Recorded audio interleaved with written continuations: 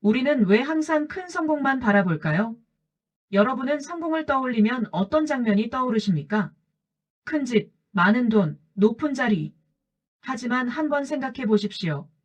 그 모든 것을 이루기 전 우리는 단 한 번이라도 작은 성공을 제대로 느껴본 적이 있었을까요?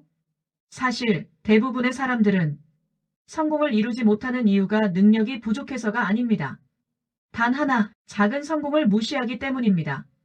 진짜 성공은 거창한 목표에서 시작되는 것이 아닙니다. 아주 사소한, 별것 아닌 하루의 성취감에서 시작됩니다. 왜 우리는 늘 불행할까? 많은 사람들이 이렇게 말합니다. 나는 아직 성공하지 못했어.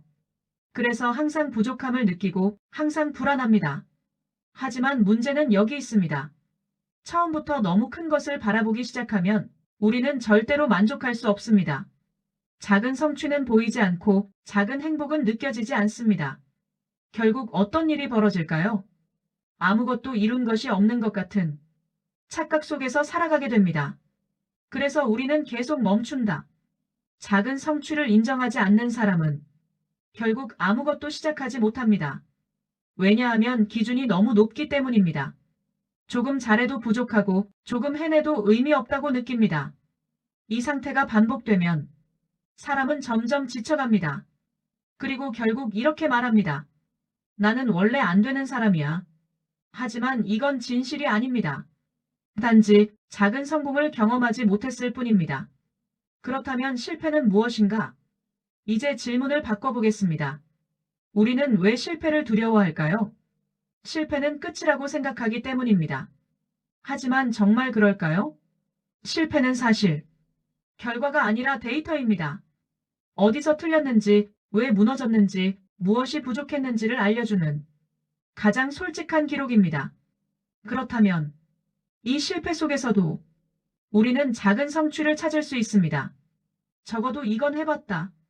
이번엔 여기까지 왔다. 이게 바로 소확행입니다. 실패 속에서 소확행을 찾는 사람. 같은 실패를 해도 사람은 두 부류로 나뉩니다. 한 사람은 말합니다. 망했다. 다른 한 사람은 말합니다. 배웠다. 이 차이는 무엇일까요? 바로 작은 의미를 찾는 능력입니다. 실패 속에서도 조금이라도 앞으로 나아갔다는 사실을 인정하는 사람. 이 사람은 절대 멈추지 않습니다. 성공은 반드시 실패를 통과한다. 여기서 중요한 진실이 하나 있습니다. 성공은 반드시 실패를 통과해야 합니다. 이건 선택이 아닙니다. 조건입니다. 오히려 저는 이렇게 말하고 싶습니다. 작은 실패보다 큰 실패를 경험해보라고. 왜냐하면 사람은 바닥을 찍으면 더 이상 내려갈 곳이 없습니다. 그때부터는 올라가는 일만 남습니다. 그리고 올라갈 때 우리는 깨닫게 됩니다. 아, 내가 왜 실패했는지. 실수를 줄이는 사람만이 올라간다. 성공하는 사람과 그렇지 못한 사람의 차이는 단순합니다. 실수를 반복하느냐, 줄이느냐의 차이입니다. 실패를 경험하고 그 안에서 배운 사람은 같은 실수를 하지 않습니다.